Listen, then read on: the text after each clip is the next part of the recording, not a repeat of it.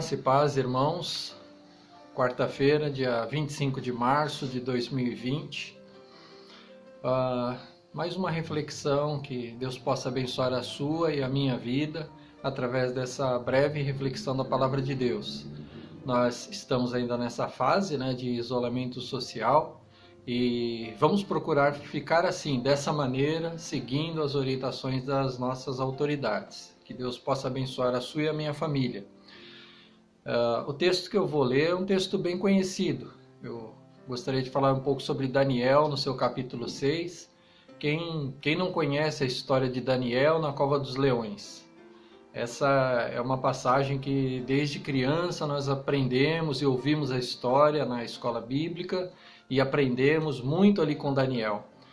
Mas para essa reflexão eu gostaria de pensar ou olhar pelo lado do rei Dario, pelo lado do incrédulo, pelo lado daquele que ainda não conhece Cristo como Senhor, não conhece Deus como Altíssimo, como Criador.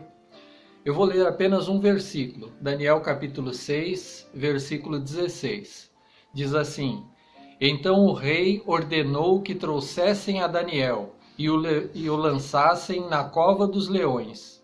Disse o rei a Daniel: O teu Deus, a quem tu continuamente serves, que ele te livre. Uma breve oração de um rei que tinha uma admiração muito grande por Daniel, pela sua fidelidade, pela sua integridade, pelo seu caráter. Com certeza o rei Dario já conhecia muito bem Daniel e ele tinha uma imagem daquele servo de Deus bastante alta, bastante elevada. E você vai ler na sua casa o capítulo todo e você vai ver que há um lamento, há uma tristeza por parte de Dario. Mas o que eu quero chamar a atenção aqui é que o rei Dario, ele identifica, ele ora, chega a fazer essa pequena oração: o teu Deus a quem tu continuamente serves.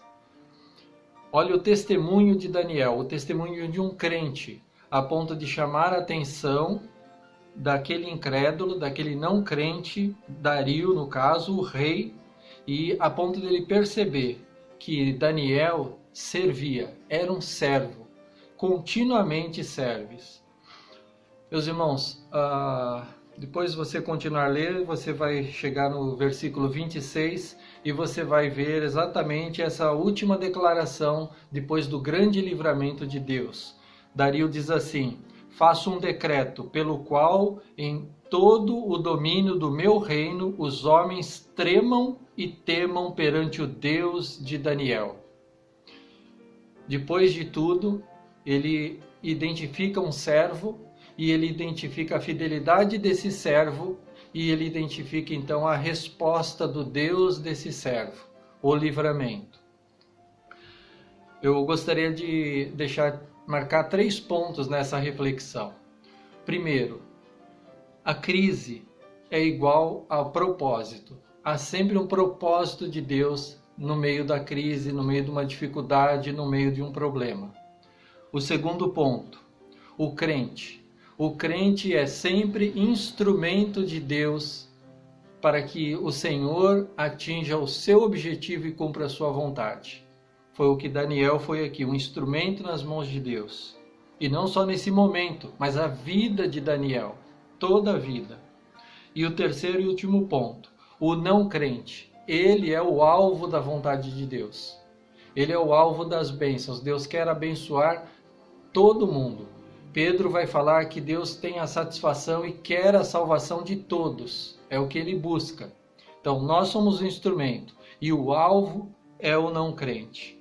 Então que Deus possa abençoar a sua vida, abençoar a minha vida. Leia o capítulo todo, converse com a sua família, discutam também e aprendam e aprofundam, como nós também faremos, sobre a palavra de Deus e a palavra do nosso Senhor. Que Deus possa abençoar você. Amém.